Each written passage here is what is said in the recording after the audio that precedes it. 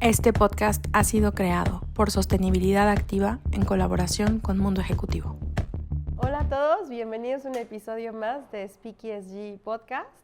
El día de hoy tenemos el gusto de recibir a Estefanía García, que es la directora y fundadora de Greener. Steph, muchísimas gracias por venir aquí. Ahorita nos platicas de qué se trata Greener, pero muchas gracias por tomarte el tiempo de venir a platicar con nosotras. Gracias a ustedes por la invitación. Pues primero lo primero, vamos a ver, ¿qué es Greener? Tienes una cosa que dices que te dedicas a disminuir el impacto ambiental de la humanidad. O sea, eso está muy cañón, es demasiado diverso, ¿no? Y que te centras en producciones audiovisuales, pero cuéntanos, porque cuando estabas platicando esto a mí me explotó la cabeza. Greener es una empresa enfocada en reducir impactos ambientales de distintos sectores y hoy en día estamos especializados en el sector audiovisual porque nos dimos cuenta que era un nicho, ¿no? Creo que la sostenibilidad se aborda desde muchísimos lugares. Hay sectores muy tradicionales con temas de sostenibilidad que pues es algo ya muy conocido. O sea, sabemos que hay algunos sectores, por ejemplo, energéticos y demás, donde el tema de la sostenibilidad es medular y central. Y de repente hay estos otros sectores o más nicho, digamos, como el audiovisual. Y cuando digo audiovisual es producciones, cine, televisión, películas, series, comerciales, o sea, toda esta parte como de creación audiovisual, donde es muy interesante porque hay un impacto ambiental gigante. No es un impacto visibilizado, o sea, no es algo que como que pensamos en esta industria y luego logramos ver desde dónde se genera ese impacto. Y al mismo tiempo es una industria que a mí me parece estratégica para cambios de comportamiento, culturales, sociales. Al fin y al cabo, el audiovisual es lo que de alguna forma rige y formatea nuestras sociedades. Y hemos visto, ¿no? Los cambios en las narrativas de las películas, las series, los contenidos, y más en este momento que pues, mucha de nuestra educación, socialización y demás parte de un medio audiovisual, de los videos. O sea, ahora hay mucho más que antes. Estamos formateándonos con ese tipo de medios. Entonces, pues eso, fue encontrar ese nicho. Hoy nos abordamos a ello y la idea es reducir el impacto que tiene ese sector. A ver, pero vamos a hablar porque cuando hablamos de producciones audiovisuales, pues una de las cosas, yo le estaba platicando a Jess, es que Jess, porque tú me dijiste eso, cuando hay un set de una película, no tienen un sillón, tienen que tener varias veces ese sillón, porque pues si se les quita el sillón, se va para abajo la producción, ¿no? Cuéntanos de cómo funciona reducir el impacto ambiental, número uno, pero quizás antes sería interesante saber por qué se contamina tanto, ¿no? Claro. Bueno, el sector audiovisual es un sector, o sea, y lo voy a como enfocar en una película, ¿no? Y podría ser como estas megapelículas, no sé, algunas que les venga a la mente. La última película que vieron, de que Frankenstein. O Wicked. Pensemos por eso. Digo que obviamente no participamos en esa película, pero bueno, recientemente fue una que vi, ¿no? Frankenstein es una película donde tienes muchos, digamos, capas de la sostenibilidad. La primera es dónde se filmó. O sea, no queda clarísimo si están en un estudio, si las escenas de... Ay, sí, perdón por el spoiler. Sí, no, voy a estar spoileando la película, pero bueno. Hay unas escenas donde estás en la nieve y eso hasta te podrías preguntar, ¿no? ¿Se fueron a algún lugar? Por ejemplo, la de The Revenant, filmaron no me acuerdo si en la Antártida o algo así. Sí. Y en distintos lugares, o sea, sí ya hay producciones, digamos, que filman en un nivel global y que se van a otros lugares a filmar escenas y hay mucho desplazamiento y tal. Entonces, el tema del desplazamiento y el transporte y tal es como la primera arista de una producción audiovisual, ¿no? Y es también como esa parte de, inclusive como de actores y tal, que viven en un lado, se desplazan, viven en Los Ángeles, se mueven a filmar a Australia, Nueva Zelanda, o sea, sí hay un tema fuerte de desplazamientos, ¿no? De equipos, de gente, de personas, de equipo fílmico y tal. La segunda base que podemos ver es el tema energético. O sea, tú para darle luz a todos los sets, hay toda una maquinaria, digamos, de alimentación energética de esos sets.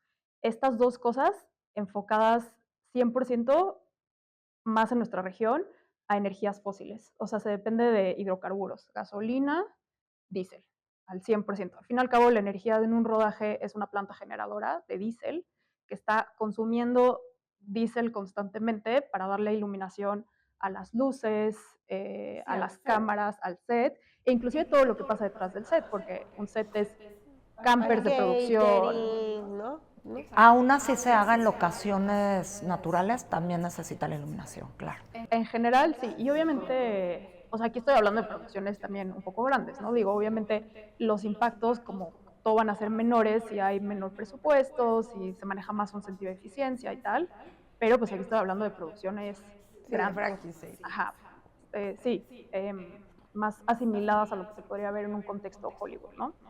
Y al final, y bajo esa misma línea de estas producciones grandes, masivas, donde hay recursos y por lo tanto un tema muy fuerte de sobreestimar necesidades, donde existe, pues sí, las compras, ¿no? Y los materiales. Y muchas veces tú puedes estar viendo el set de una película y no, tal vez no estar tan consciente que todo lo que está pasando y todo el setting y el mundo increíble que se está creando es creado, es construido y detrás de eso hay maderas, acabados, cemento, unicel y compras de activos, digamos, eso, sillones, mesa, vela y demás, todo lo que tú ves en una producción es rentado o comprado, ¿no? Y por la misma razón, pues otra vez tienes ahí sí, extras Vestuarios. recursos, vestuario, maquillaje, o sea, O sea, yo solo escucho potencialmente basura, ¿no? exacto, que al final ese material se puede convertir y en general se convierte en residuo. Entonces luego tienes esa otra arista de la sostenibilidad, que es el manejo de residuos Era lo que te y iba a la preguntar, gestión de ¿cómo residuos. funciona toda esa gestión? Pues es muy retadora. O sea, realmente, obviamente lo primero que se busca hacer es reducir la cantidad de residuos que se generan, ¿no? Entonces ya empiezas a trabajar con los equipos en un enfoque de reducción de qué va a ser residuo al final, ¿no? Un ejemplo, hay proyectos que crean muebles, mobiliario, que muchas veces para el propósito de la producción es mobiliario que no es utilitario, ¿no? O sea, que puede tener un cajón, pero el cajón no abre, es como fachada. O que puede tener, no sé, que puede ser una pecera, pero no la puedes usar Peces. para peces, ¿no? El vidrio no te aguanta, ¿no? O esas cosas, digamos, que se crean y que no se piensan como tal vez con un sentido de qué va a pasar después con De esto. sostenibilidad. Exacto, y como de trazabilidad de tu material, de tu residuo y demás. Y que al final entonces pues hay que tirarlo, ¿no? Y la idea es, si le hubieras hecho ese cajón, sí, que al final sí, es un poquito más de tiempo y un poquito más de esfuerzo, pero la realidad es que ya le das una salida utilitaria donde nosotros podemos contactar una fundación y decirles, oye, tenemos un mueble de tales dimensiones, de tal tipo, ¿te interesa? Entonces la concepción desde la producción del proyecto debería de empezar con una mentalidad de sostenibilidad y ver cómo es que vas a gestionar todo lo que generas. Ese es el cambio medular que buscamos Claro. hacer. O sea, que desde la propia conceptualización del proyecto audiovisual se piense en la sostenibilidad. O sea, que sea parte del ADN del proyecto. ¿Qué va a pasar después? ¿Cómo vamos a resolver esto sabiendo el impacto que tiene esto? ¿Qué decisiones vamos a tomar para reducir ese impacto? ¿Qué tanto vamos a irnos a filmar del otro lado del mundo cuando tal vez podemos encontrar una locación que responde de cierta manera a nuestras necesidades más cerquita, ¿no? Y que entonces ya no tenemos que volar a todo el equipo en avión y entonces reducimos nuestra huella de carbono y demás y demás. Entonces, sí es un cambiar, Cosmovisión. ¿sí? Pero a ver, Steph, tú ahorita estás hablando en la parte de producción, pero creo que también hay un tema importante en esta industria que te lo quería preguntar tú como de tu organización. En la industria, sobre todo del cine y audiovisual, como bien tú lo dices, también hay un factor social muy importante. Y creo que ha estado mucho en medios y hablándose mucho de eso, toda la inclusión y todo el tema de género dentro de los medios. ¿Cómo es que ustedes gestionan eso? Sobre todo con las mujeres, ¿no? Sí, es un tema fuerte y que a partir de ciertos hitos, inclusive internacionales, pues empezó a salir mucho más el Me Too y demás. Nosotros específicamente en Greener nos enfocamos en la sostenibilidad ambiental del proyecto, pero definitivamente hay muchísimo trabajo y de hecho nuestro trabajo nace de una iniciativa, de un protocolo de acoso y hostigamiento y buenas prácticas laborales, respondiendo a un contexto coyuntural del Me Too. Entonces, de hecho, así arrancamos. Hubo una casa productora que fue de las primeras que empezó con estos protocolos y a cuestionarse, hizo un protocolo de mejores prácticas de acoso, hostigamiento y demás. Y de ahí su siguiente paso fue sostenibilidad ambiental. Entonces, sí deriva de esa línea. Y obviamente, lo que platicábamos, ¿no? La parte, claro, y al final todas las dinámicas, digamos, que nos generan estos retos ambientales parten de dinámicas de exclusión, digamos, como de ruptura social, de explotación, de tal, y obviamente, pues, ese tipo de cosas, pues, también se puede reflejar en un set, ¿no? Entonces, sí, a mí lo que me encanta de este medio es que realmente estar en set es un microcosmos. Sabes todo tipo de dinámicas, ¿no? Ves dinámicas verticales, ves dinámicas de agotamiento, de cansancio, o sea, realmente es como un mini laboratorio de todas las dinámicas sociales, ¿no? Inclusive el tema de hacer cambiar hábitos y demás, también viene de un lado como muy social de cómo es nuestra industria y los retos que también tiene la industria, ¿no? Claro, es como, o sea, siento que eso pasa mucho cuando aíslas a seres humanos, ¿no? Es una, al final de cuentas, lo que sucede allá afuera se reproduce aquí adentro, ¿no? Es una fotografía. Yo hacía mucho el paralelismo con la cárcel, ¿no? En la cárcel se reproducen las mismas dinámicas que pasan en la calle, o sea, porque, bueno, estamos cableados así, pero regresando al tema, porque me parece súper interesante, cómo, o sea, cómo poder hacer producciones audiovisuales es cambiarle el chip a la gente, o sea, porque me platicaste algo que me pareció bien interesante de cómo llegaban así, te llamaban y te decían, oye, tenemos un montón de cosas, ¿qué hacemos, no? Y cómo antes eso era, pues vamos a tirarlos al barranco y nadie se entera, ¿no? Cuéntanos cómo ha sido esta evolución y qué tan retadora ha sido para ti. Definitivamente ha sido una evolución, justo como te comentaba ahorita, Jessica, empezamos como, por ejemplo, con un protocolo. O sea, nuestra primera aproximación a la sostenibilidad en la industria fue, vamos a generar un protocolo de mejores prácticas. Entonces, muy similar a ese protocolo que ya se había trabajado con el tema justo como de inclusión y demás, eh, pues se trabajó en un protocolo de sostenibilidad y bien felices, ¿no? Llegamos con nuestro protocolo, esto hay que hacer, y de repente pues te empiezas a dar cuenta de todas las aristas que necesita un proyecto para volverse operativo y real en la práctica, ¿no? Entonces, el protocolo, pues padrísimo, un protocolo ahí que con su resumen ejecutivo, no sé qué tal, y me acuerdo mucho porque cuando estábamos en las reuniones con esta casa productora, nos decían mucho como, es que la gente no lee, y yo, ay, pero pues díganles que lean, ¿no? O sea, como un poquito desde ese lugar de no entiendo, ¿por qué me estás diciendo eso? Como que no se me hace tanto una barrera a la implementación y cuando más te vas metiendo al sector empiezas a entender esos detalles de implementación, ¿no? Y sí, efectivamente, La gente no la lee. gente no lee, digamos, el tiempo, inclusive te dicen de que es que no leen los llamados y tal, digo, hay todo un chistes internos sobre eso, pero es cierto que hay un tema, más allá de que la gente no lee, es un tema de tiempos. O sea, la gente no tiene el tiempo, es un sector muy rápido, muy de para ayer, que los tiempos de reacción son inmediatos. O sea, eso ha sido retador, hablando ahorita de retos, ha sido súper retador que son tiempos de inmediatez, de reacción, vinculado con un sector que a veces es el sector social de las fundaciones que no tiene esos tiempos.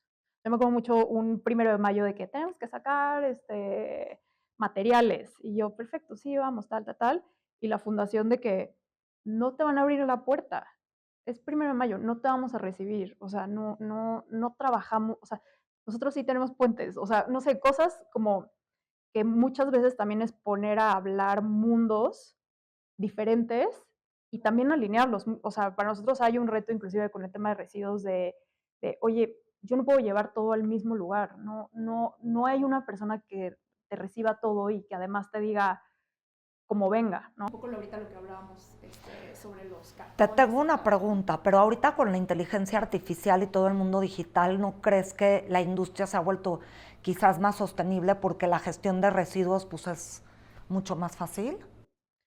No, no tanto. Creo que esa parte como que realmente no ha permeado esta parte como tecnológica. Sigue siendo un proceso como muy manual, muy esto va aquí, esto va en tal lado, como muy de separación y demás, que todavía no llegamos, digo, hay proyectos de inteligencia artificial enfocados en eso, definitivamente, pero sigue siendo ese reto de los hábitos, ¿no? Las herramientas pueden existir, pero si no existe el hábito de utilizarlas, puede que todavía no permee, ¿no? Y es un poco lo que vemos con la tecnología.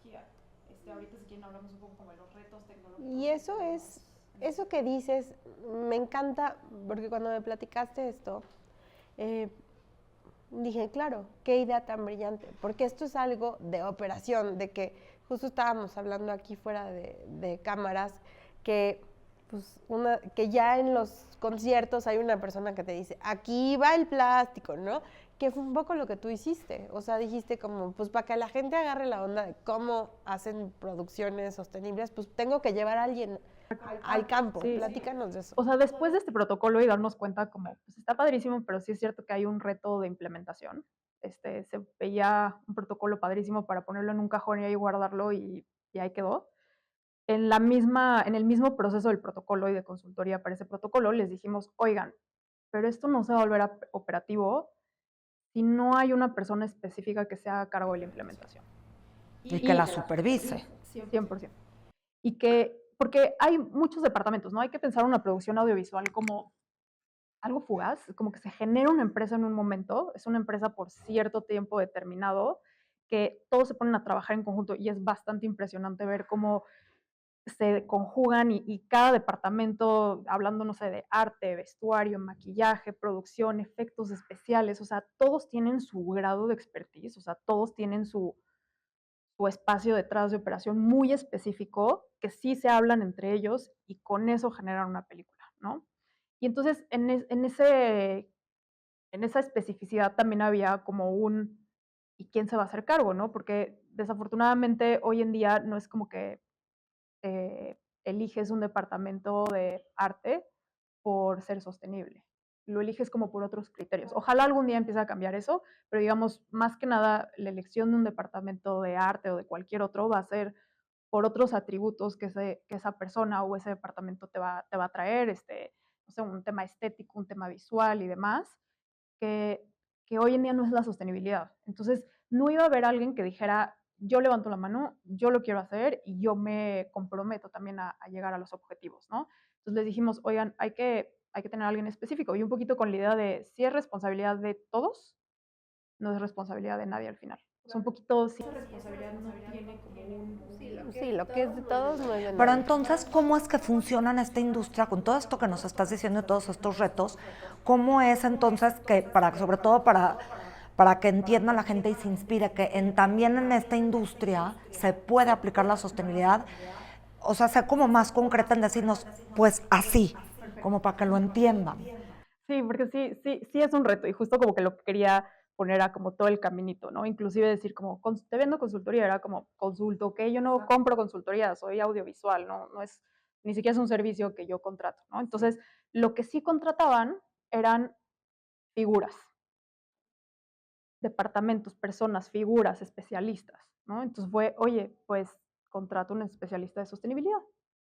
Entonces, o sea, ya en la práctica, ya no es solo una persona, es un departamento de sostenibilidad adicional a los demás departamentos, que trabaja desde el inicio, un poco lo que hablábamos ahorita al principio, ¿no? Como que desde la conceptualización del proyecto, en esa fase de preproducción, nos suman, vamos platicando con todos los departamentos. Digo, de entrada, vemos el guión, vemos los planes de rodaje y demás. En ese guión, como todos los demás departamentos, empezamos a hacer anotaciones, ¿no? Hay veces que el guión ya te dirige hacia qué va a pasar y qué impactos vas a ver en el set, ¿no? Hay guiones que te hablan de, no sé, lluvia torrencial, y así lo subrayas, lluvia torrencial, ¿qué significa, no? O sea, ¿qué viene implica? detrás de la lluvia? Y es Claro. agua, pipas de agua. O sea, porque no se esperan a que llueva, ¿no? O sea, no es algo que puedas O controlar. sea, ustedes, como quien dice, optimizan cómo utilizar todos los recursos también para reducir la huella de carbono. O sea, al inicio empezamos como a analizar las especificidades del proyecto, porque además cada proyecto es súper diferente. O sea, tienes proyectos, no sé, realities, trabajamos en Iron Chef. El reality, el reto de ese reality era la comida y el desperdicio de alimentos, de lo que vas a ver en pantalla y toda la preparación detrás de pantalla, ¿no? Híjole, yo siempre pienso en eso cuando veo esos programas, de que, güey, ¿se comerán la comida los de la producción o se va a la basura? Claro. ¿Se va a la basura? Ya no. Pero Porque antes ya está un la verdad, departamento de Contratan a sostenibilidad. Griner, sí. y tampoco me preguntaba mucho qué pasaba porque me daba como, o sea, como que no es algo que me encantaría como saber de que sí, lo llevamos a no sé dónde. O sea, la verdad ni pregunto. Solo yo sé que cuando nosotros estamos hay un bote de composta donde ahí entra todo y si es algo que todavía se puede rescatar, porque en ese tipo de programas pues tienes cosas, leche en un cartón y carne al vacío, ¿no? O sea, sí hay cosas muy rescatables, frutas, verduras y tal, y eso lo hacemos a través de un banco de alimentos. Entonces, el banco de alimentos certificado viene, pasa por los sobrantes y es un tema logístico, pero bueno, se recupera, ¿no? Entonces, tienes todo tu enfoque de composta y todo tu enfoque de donación de alimentos a través de un banco de alimentos especializado. Entonces, eh, ese como es lo primero, analizar el proyecto. Es qué tengo enfrente de mí, cuáles son los retos que voy a tener enfrente de mí, cuáles yo también creo que van a ser los retos que vamos a encontrar y después es hablar con todos los departamentos. Es echarle una llamada a producción y decirle, oye, ¿cómo piensan resolver esto? O, ¿qué opinan de esto? O, oye, ¿cómo van a transportar al crew ahí? O, ¿qué tipo de vehículos van a usar? Como que empiezas ya a hacer como todas esas preguntas ya puntuales y lo mismo con los demás departamentos. Oye, vi que vas a construir una ciudad medieval. ¿Cómo la vas a hacer? Una cueva. ¿Cómo vas a hacer una cueva en un foro, no? O sea, ¿qué le vas a poner? ¿Cómo va a estar? ¿Qué recubrimiento? ¿Qué material va a ser? Y demás. Y entonces ahí te pones como a gestionar como de la atrás para adelante, sabiendo de alguna forma que si te van a decir tal material y que nosotros ya conocemos que ese material no es fácil de reciclar, que es costoso de reciclar y que además es mucho más contaminante, digamos, reciclarlo que no usarlo, inclusive como en los procesos de reciclaje, es regresar con ellos y decirles, no, ese material va a ser muy difícil gestionarlo después. ¿Qué tal si lo pensamos de esta forma? ¿Qué tal? Y ahí entran un montón de complejidades, porque hay muchas veces muchas razones prácticas por las que también se utilizan ciertos materiales, ¿no? Entonces es mucha conciliación, es mucho acordar con los departamentos, con catering, ¿no? No desechables. Pero Ok, ¿por qué los reemplazo? Pues que me cuesta más caro. Y entonces es esa negociación. negociación es importantísima, pero me gustaría que llegaras a la parte de poner un greener en tu casa, porque haciendo el paralelismo con otros proyectos, ¿no? O sea, con las múltiples industrias que hay, o sea, sí, quizás el problema real de que esto sigue, lo que es de expertos, no es de nadie, o de todos, tampoco es de nadie, pues decir como, vamos a designarte y que tú seas el responsable de que no estemos contaminando. Platícanos del greener. La persona en set recupera toda esa información previa que se pone en un plan de sostenibilidad para ese proyecto y lo ejecuta. O sea, ya es una persona que en set dice, yo soy el tiempo y los brazos extra que no tenías. El tiempo para llamar al banco de alimentos y los brazos extra para empacar la comida, ponerla como se debe y cuando llegue el camión, pasársela a alguien, ¿no? Eso es algo que no va a pasar, que otra persona tal vez no va a hacer y que necesitas una persona que lo haga. Entonces, es una persona que ejecuta al final y es una persona que ejecuta de una forma autónoma. Entonces, le quitas como esas variables de no tengo tiempo, no sé cómo y tal vez tampoco es algo tan importante para mí, pues entonces ya tienes a la persona que sí sabe cómo, que sí tiene el tiempo y que sí le importa y le importa muchísimo. Entonces, esa es otra como dimensión del greener. O sea, el greener es una presencia y no hay que subestimar la importancia de una presencia. O sea, independientemente de los retos que pueda tener la persona en la implementación y que se pueda hacer mucho o poco o lo que entendamos como también mucho o poco, o sea, quiero decir, la dimensión de qué tanto se puede abarcar y tal en un proyecto, es un recordatorio de que hay algo importante ahí y hay algo que estamos dejando de ver y el hecho de que una persona esté ahí es como, y pasa mucho, o sea, sí hay gente que empieza como o sea, a cuestionarse como, oye, ¿qué vamos a hacer con esto al final? O sea, estás generando conciencia. Pero dentro de eso también te quería yo preguntar esto porque seguramente hay muchas personas que generalmente lo que quieren es monetizar. ¿Esto genera más costos o todo lo contrario? Sí genera más costos. O sea, sí genera más costos. Y esa es una de mis preguntas. Sí, porque no hay forma, o sea, nosotros, el rol que tenemos en la producción, no habría hoy una forma directa de llevarlo a cero. O sea, no vendemos materiales, no vendemos residuos y aunque lo hiciéramos, que digo, no es nuestro modelo de negocio, pero aunque se hiciera, nunca se recuperaría. No, hay mucha gente que piensa que la venta de residuos es, digamos, como... Sí, de que pon tu bazar y vende todos los muebles de la serie. Pues no, y tampoco es la idea, o sea, tampoco es la idea de los clientes, ¿no? No quieren como realmente monetizar esto diciendo, bueno, véndelo y recuperamos el dinero. No, pero me refiero al costo general de cierta productora donde tú intervienes. Es más que nada ver que vas a optimizar sus recursos en el momento que le estás sugiriendo que en lugar de usar A, use B y que además contribuyendo a generar una huella más fuerte de carbono y una huella de contaminación, etcétera, justamente al optimizar estos recursos, pues obviamente económicamente eso le reduce costos en su producción. Por ahí va la pregunta. Es más bien como un trade-off. Okay. O sea, le dejas de usar uno por uno, que a veces es un poquito más caro, pero lo compensas de otras maneras. Y donde sí hay una reducción directa de costos es en la parte de combustibles. Entonces, o sea, sí. Ahí sí. Pero específicamente, ese es un reto muy grande. O sea, en un país como México, que su matriz es 100% fósil. No, y sobre todo donde, o sea, para reducir tú en una producción audiovisual combustibles fósiles es transporte. Entonces es flotillas híbridas, flotillas, o sea, de optimización, digamos, de uso de transporte. O sea, significativamente, obviamente, si vuelves eficiente una ruta, digamos, de transporte, pues sí bajas un poco de consumo, pero no logras todavía como dar el salto a... Estoy ahorrando. Pero entonces tú cómo incentivas, como tu organización que es, a que esta industria le entre a la sostenibilidad. Que justo sumando a la pregunta de Jess, a mí me gustaría entender, como, ¿esto que están haciendo es normativa?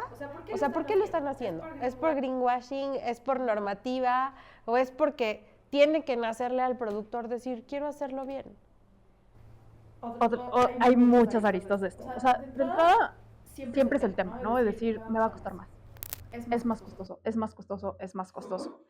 Yo personalmente tengo como este tema de hay cosas que no se valoran monetariamente y el hecho de que nosotros pusimos todo en valor monetario nos llevó a las catástrofes naturales en las que estamos, ¿no? Sí, al cataclismo. Tengo una compañera que trabaja en evaluación de recursos naturales y bueno, ya es muy sabido, antes no tanto, pero ahora ya es sabido que un árbol talado es más, retribuye más monetariamente, o sea, ya como, digamos, pasando la decisión por ese filtro económico, digamos, de eficiencia monetaria y de ahorro, que un árbol de pie. Entonces, sí hay un tema, y yo fui muy frontal al inicio con mis clientes de no te vas a ahorrar nada. O sea, no te va a salir más barato, no te vas a ahorrar nada y bueno, y obviamente ahí empezó el reto, ¿no? Porque las casas productoras era como... Por eso, entonces, ¿por qué voy a...? Entonces, digamos, cambió un poco la lógica. O sea, nosotros empezamos, bueno, ya, ok, un greener en el set, tal, el modelo, lo que ya significa y demás, y como cuando estábamos construyendo eso fue como, bueno, pues a tocar puertas, ¿no? Hola, oigan, venimos a ofrecer un servicio. Ok, buenísimo, suena muy bien. ¿Cuánto cuesta?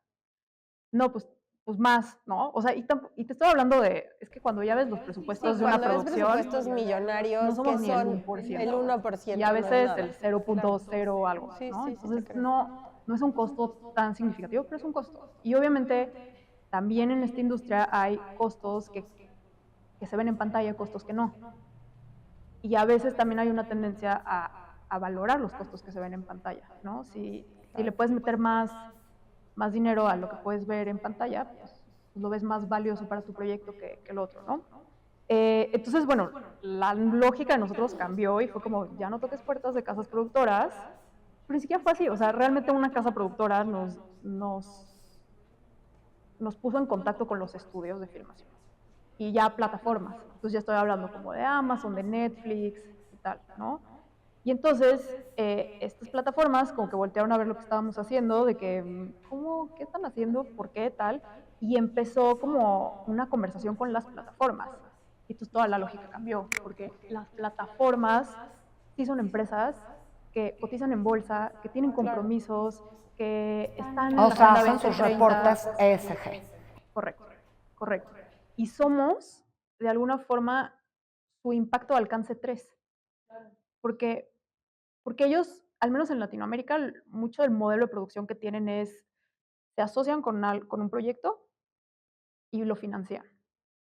Entonces, en otras regiones, por ejemplo, pues sí hay contenidos originales, ¿no? En esta región es financiar una producción y ahí no tenían injerencia para reducir lo que estaba pasando y al final es su alcance 3 en su huella de carbono. Bueno, pero como bien tú decías, no todos los incentivos son monetarios y yo creo que en el caso específico de tu industria, el incentivo es justamente eso, es un tema reputacional en donde ellos quedan como una empresa justamente responsable en las 3 aristas, ¿no? La ambiental, la social y en la forma en que se gobiernan. Y al final, y eso la verdad lo aplaudo muchísimo por parte de estas plataformas, es que lo volvieron obligatorio ellos. O sea, tienen un modelo regulatorio. Y su cadena de suministro tiene que responder Alinearse a eso. Sí, ellos dicen, todo proyecto que me presentes tiene que tener un rubro de sustentabilidad. Y eso cambió, digamos, como esa balanza. Ya no es ir a tocar puertas a decir, oye, pues si te cuesta, es más bien decir, te están pidiendo que lo hagas, te están, a veces sí, a veces no, digo, eso ha cambiado mucho, pero te están dando como una línea en tu presupuesto para que entre esto, y si lo metes te lo van a financiar. Entonces ya no sale como de tu bolsa, sino sale de un requerimiento de alguien que te pide que lo hagas y además te dice cuánto es, yo invierto en eso. Pues entonces no es costoso, Steffi. No es costoso justamente porque a la larga esto va a tener una implicación y una retribución a todo lo que en ese momento se gastó. Y es pero lo que va a diferenciar a tu producto del de los miles de ideas que les llegan a las plataformas. Y es una forma de tener injerencia en ese, o sea, por ejemplo, ahorita estaba, bueno, no ahorita, pero acabo de tener una llamada donde un estudio decía el 50% de nuestra huella de carbono está en las producciones que hacemos, de ellos como empresa. Entonces es muy importante. Y ese 50% no estaba atendido. O sea, no tenían una estrategia para poder atender ese 50%.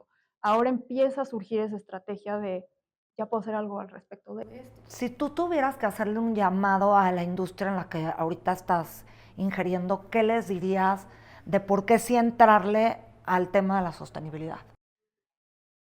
Uy, es que les daría 1000 llamados, pero bueno. Creo que el primero sería porque, como todas las demás industrias, creo que ya no nos podemos dar el lujo de no abordar ese aspecto de nuestros proyectos. O sea, ya no puede quedar invisibilizado, ya esos impactos que estamos generando en esta y en cualquier otra industria no pueden quedarse sin atenderse. ¿Crees que es un tema de adaptabilidad también? Sí, es que de verdad les digo, a mí me encanta este sector porque le he encontrado capas y capas y capas y capas. Y sí, hay un tema de cambio de hábitos. Hay un tema de barreras estructurales muy reales de por qué no se generan cambios. Hay un tema de tecnología, También de barreras tecnológicas. Ustedes trabajan con departamentos de sostenibilidad, vi que con IHOP, con Pantene, ¿qué hacen ahí? Son comerciales. Ah, ya, yo pensé que, Sí. o sea, sí está súper de nicho lo que hacen. Claro. Pues definitivamente hablar contigo ha sido súper enriquecedor. Creo que me hubiera dado para preguntarte horas. Yo, perdón, también creo que luego me por el tema de, o sea, no sé, alguna vez cuando me platicó de esto, me platicó que antes era de que, bueno, ven por la basura y echaban todo al barranco y nadie se preocupaba de nada. Está muy padre como, o sea, entiendo por qué lo hacían de tirar toda la basura y también entiendo que este trabajo o sea, es que es súper tedioso, ¿no? De, a ver, hay que tirar bien la basura, a ver, esta mesa hay que dársela a tal fundación que la necesita y creo que tu labor es increíble. Para acabar, me gustaría preguntarte, sacándote un poco del nicho, ¿cuáles son para ti los retos de la sostenibilidad de aquí a 5 años? Desde tu perspectiva. Creo que seguimos teniendo el reto de nuestra dependencia a las energías, al carbono, digamos, a gas, petróleo, gasolina, o sea, todas las energías fósiles. Creo que es un reto. Creo que no hemos logrado ponernos al 100% de acuerdo de cómo lo vamos a abordar y hay como ese para adelante, para atrás. Es un reto también del sector audiovisual, definitivamente.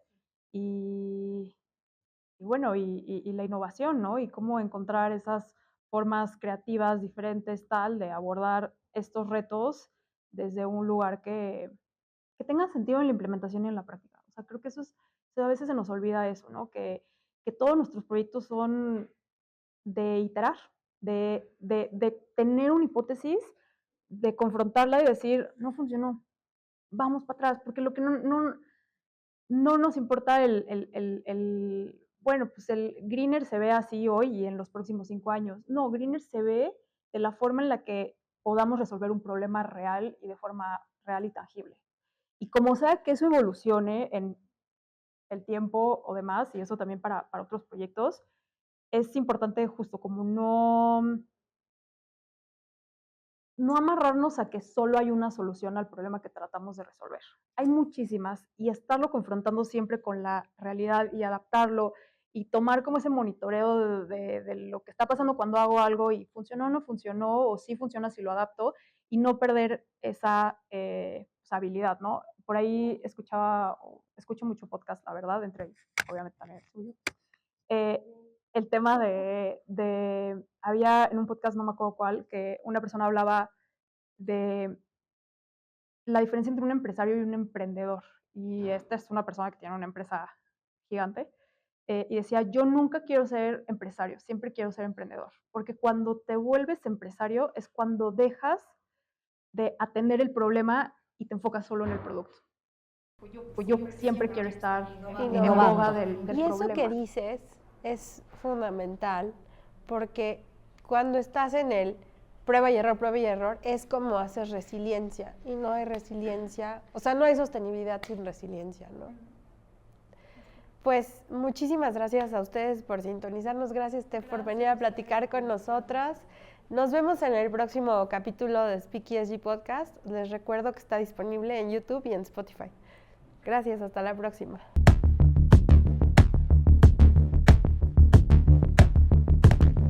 Este podcast ha sido creado por Sostenibilidad Activa en colaboración con Mundo Ejecutivo.